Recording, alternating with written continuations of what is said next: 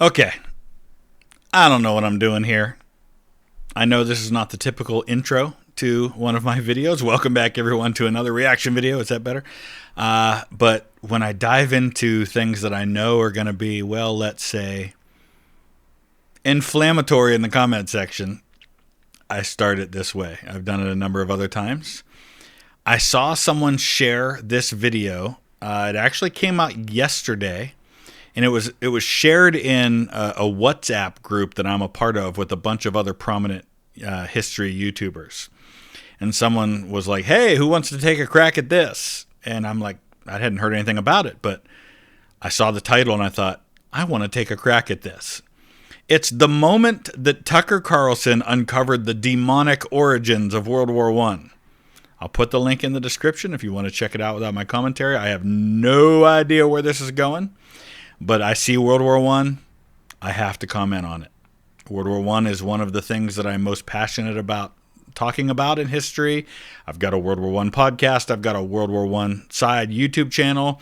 I've been on the History Channel talking about World War I. This is a topic that I'm not only passionate about learning about, I'm passionate about making sure we get the history right. So I have no idea where this is going, but also, if you're not familiar, I have a background in ministry.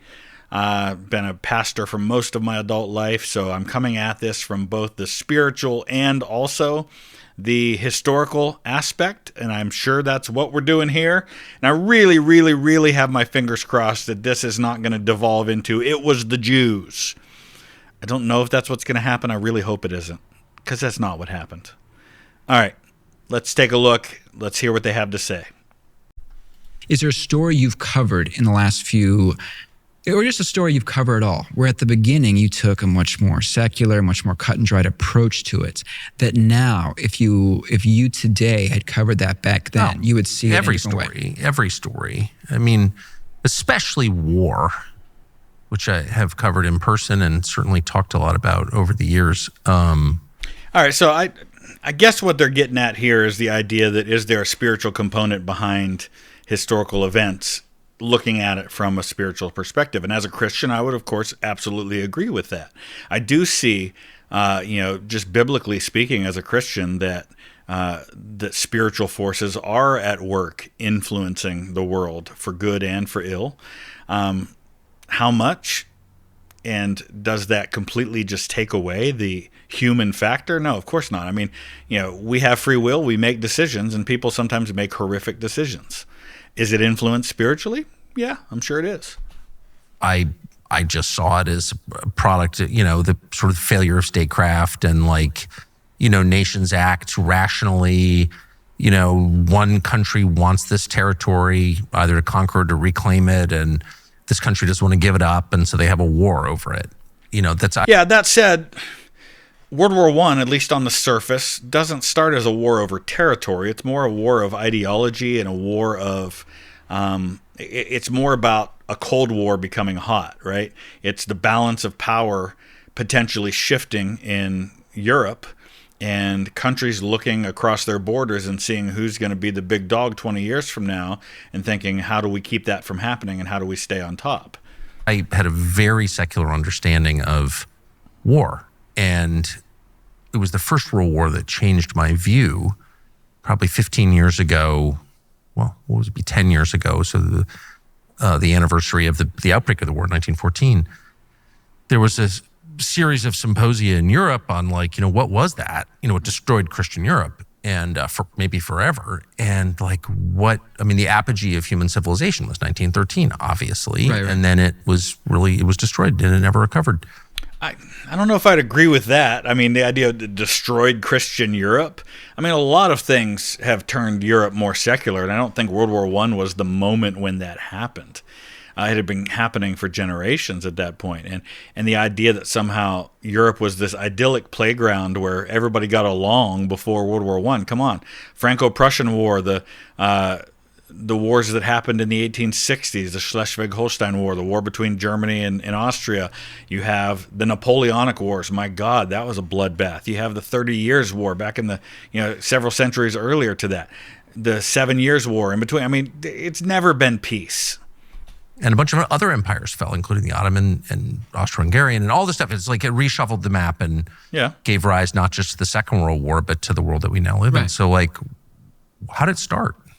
Yeah, but again, you're taking it out of context. As we talk all the time, things led up to that too. World War I did lead to World War II and lead to the Cold War and lead to the modern world, but things led up to World War I. It didn't happen in a vacuum. Avro Princip kills Archduke Ferdinand in Sarajevo, and okay, but how does it follow that Christian Europe commits suicide in the wake of one assassination in the Balkans? Like, what? That doesn't even make sense. Right. Doesn't make sense unless you understand the context. It didn't happen in a vacuum. And there was no consensus 100 years later on why the war started. Right. And that's when you begin to like ask real questions like, what was that? Totally. And it was, of course, it was spiritual in its origin. And so, but it was also the product of decades of wars that led up to it, of the rebalancing of power. It was a naval arms race between the British and the Germans. It was shifting alliances. It was all sorts of things. And it just happened to be that, as had been said by Bismarck a few decades earlier, that there was a powder keg in the Balkans and something was going to set it off. So was the war in Ukraine, and so was what's happening in Gaza, and so is basically all human activity is influenced by the spiritual realm, which once again is as real as anything that we're doing here, as real as the material world. And so that, to me, as someone who's interested in history in a very amateur way, but still passionately interested, I was like, wow, I am not assessing the human experience in its totality. I'm only seeing a small part of it. And fair. So now I really make an effort, which it's difficult at the age of 56 to relearn patterns, but I'm trying to assess human behavior in light, again, of the in light of the totality of the human experience, much of which is influenced by the spiritual realm. And it's like hard, because my default is always like, this person's pissed at this person, or this person wants more money, or this person wants to sleep with that guy's wife, or but that's all true. Even if you acknowledge the existence of a spiritual component to all of this, the end result is still human decision making, right? Yes, that guy slept with that guy's wife, but that might be where the spiritual influence came in, right? The intense jealousy of one nation against another, the desire for territory, the desire for dominance might be influenced by the spiritual, but in the end, it's human decisions that, influenced by the spiritual realm, make those decisions. So what we see in the history books, whether influenced by the spiritual realm or not, doesn't change. The facts are still the facts. How they came about, okay. Prescribe purely human motives to explain human activity. Right. But the spiritual, I know I'm pausing a lot. The spiritual component to this is that it taps into the purely human motive. What is our kind of overarching human desire is selfishness. It's to get ahead. It's to get what I want. And sometimes people do well at setting that aside and putting other people first. Others just give in completely to that kind of carnal nature. But that's only part of the story. Oh, totally. And this is obvious to you. It's not obvious to me at all. No, but what's going to be fascinating for you is going back over your career. And I got to say, something that's funny is, you've been on TV for decades, and I've heard your voice for decades. So there's an element of talking to you where my brain will be half a second slow because I'll hear your voice, not right now, but earlier, and part of my brain is like, someone obviously left the TV on. Turn that fucking thing off. This is why I don't have a TV. No, or someone has a podcast going because it's just Tucker's. And then my brain is like a half second delay, and I'm like, dude, he's talking to you. Sorry. No. No, but I've heard your voice over this, as we all have, over decades. So it is funny because we'll be talking earlier, and I'm like, oh yeah. Oh wait, that's me. He's asking me if I'm ready to go. So this is all kind of new to me, and when I talk to people who are, lifelong students of religion, which is, of course, the main driver of human behavior from the beginning of time. That's fair. And first, again, since we dropped the atom bomb. And listen, you don't have to be a Christian or a Muslim or a Buddhist or Jew or anything else to acknowledge the influence of religion on history. Now, obviously people who are not religious are probably more likely to see religion as a net negative. And I'm not inclined to disagree with that. I think even as a Christian, much of Christian history is not a net positive in terms of like things like the Crusades and stuff like that. So I get that. We have lied to ourselves about that and kind of deleted that whole category from public conversation, Right. which is, or, you know, it's been left to like Jerry Falwell and Rabbi Shmuley and other various buffoons to like talk about religion. It's like so sad. Right. But it's been moved to the fringes. But when I talk to someone like you who's clearly thought about this much more deeply than I have and over a much longer period. I am a man of many books and PDFs. Yeah, but it doesn't sound like it's like shocking to you. Well, that's the thing we're going back to talking about earlier in terms of it's a mixture of, in my case, having read a lot, but also knowing people and knowing some people involved. We were talking earlier about, when you have a father who works in journalism, it grounds you. And same thing with like what people call conspiracy theories, where you're able to know off the bat just a general sense of stuff because you're like, oh, that guy's friends with my dad. That can't be true. Or that could be. Exactly the life I've lived. That's exactly right. Too close. Right. Proximity causes blindness. It's weird. You don't. But it's this, and we're getting off topic a little bit here, but this brings me to a larger topic that I want to address that I think we're all guilty of at one time or another. We are all too susceptible to believing other people's opinions of a person we've never met. I've had this happen countless times in my life. There have been people, prominent people, that before I ever met them, I had heard so much from people, even people that I know and trust, telling me what a horrible person that person X was. And so for years I had heard this, and my opinion of who person X was formed by what I heard from other people. And then I met person X, and I was like, this is not the person that's been described to me. And it's not just a one-off thing, right? It's spending time with them and getting to know them over years, where they turned out to be the complete opposite of everything that had been told to me, because other people had their opinions colored by things they had heard, or they had a bad experience, or they were biased in some way. And my own personal experience was not that. And I would just take this moment to say, don't ever take someone else's opinion for who someone is. Get to know that person if you have the opportunity for yourself. Form your own opinion, get to know them over time, and then judge for yourself who they are. Don't just listen to what somebody says on TV or on a tweet or on Facebook and assume you know that person. Tremendously helpful, though, in these things, because so many of these things are so insane and so weird that most people can't parse it. I mean, I didn't bring this up earlier, but with my grandfather in particular, the way I kind of even know a lot about sordid stuff, I mean, there were so many scandals, Tucker, that my grandfather was like, he had some like insight into, like he was going to play Jimmy Hoffa in a movie, he bought the rights to him.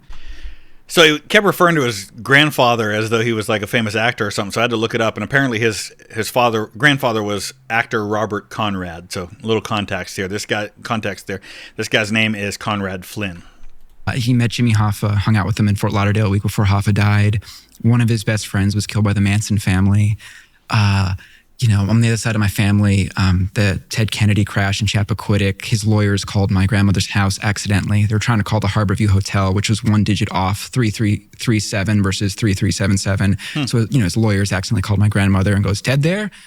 So that's like 3 of like 10 of like the major sordid tabloids. So I bring that up to say, and you would know this from your father too as a journalist, when you grow up in an environment where weird stuff is not just there to be gawped at or go, wow, that's something no one can ever figure out. You have enough information that you're able to go like, no, my dad knows him and I've met him. I know so-and-so. If I do the research, I can get maybe to 50% of knowing this story when anyone else can get to 40%, which is still huge in the grand scheme of things. That actually is a great point about history in general, right? So much of our understanding of history is based on such a tiny percent of what is knowable about those events. It's often based on one single eyewitness account, sometimes written down hundreds of years after the event took place. And by eyewitness, what I mean is an eyewitness account that was passed down through generations, and then finally somebody wrote it down. Or it's somebody like Manetho, for example, who is this Egyptian historian who is writing based on original records we no longer have, and he's referring to things that we can't refer to ourselves, and so we don't know what they were, stuff like that. So our understanding of history is way less accurate than we might think it is. More recent events, it's a lot easier. I've had the opposite experience, and even now, especially now, when I read about people in the the media, and they're described as one thing, and I know them pretty well, and I don't see that at all, and yet it's clearly true. Right. And I'm thinking of a couple of people who I really like, who are clearly kind of evil. That's also a fair point, and I paused it on a really unflattering picture of Tucker Carlson there. How many of us have heard something about someone that we know and we thought we knew well, and we're like, oh, there's no way that's true. There's no way they did that. There's no way they said that. And then we come to find out irrefutable evidence that, yes, they did in fact do that. They did in fact say that. It's an unfortunate reality sometimes. I actually, I had a guy come in, long story short, years ago in my youth ministry days, I did an all-day Christian music festival at our church where we'd bring in local bands and things like that, and then we bring in a guest speaker. I brought in this guy as a guest speaker a couple years in a row, and the second year I brought him in as a speaker, very passionate, very articulate, very dynamic speaker, but was a little too like the world is ending for me, his message. And a few months later found out that he was arrested for killing his wife, and he was tried and convicted for that. And I thought, man, there's no way that guy did that. But it turned out he did, in fact, do that. You just sometimes don't know. It's just obvious that they're pretty evil. Yeah. But, my experience and I try not to hang around evil people, but, just know people for a long time. And I just had dinner with that person, and it was sort of eccentric, but I don't really see him as part of a global conspiracy to oppress anyone. Right. I don't see him as a tool of Satan, right. But, the evidence suggests he is. I'm just trying to be honest, right? Well, you bring up something I always think about in regards to the Bible, that one of the reasons the Bible is true is that it's in its depiction of villains and heroes. The heroes in the Bible, you look at King David, look at the political scandal he gets in, where he sees this woman bathing, Bathsheba. He's really turned on by this. It's not a political scandal. It's a very personal, public scandal. I wouldn't call it political, though. It comes down to him wanting someone. It comes down to lust and murder is what it is. But I will agree with him from the standpoint that one of the things that I really appreciate about the Bible is that it doesn't make its heroes perfect people. David is described as a man after God's own heart, but then he does this horrific thing with Bathsheba, where if you're not familiar with the Bible story, I'm sure he's going to describe it here. He knows her husband, Uriah, I think, sends him to the front lines of war to get him killed intentionally. Yeah, so he doesn't know Uriah. David is the king, and he sees this beautiful woman, and he wants her, and he sleeps with her, and she gets pregnant. She sends word that he's pregnant, and so he calls Uriah back from the front lines where he's off fighting in a war that David's not a part of, and David tries to get Uriah to go sleep with his wife so that he'll think the child's his.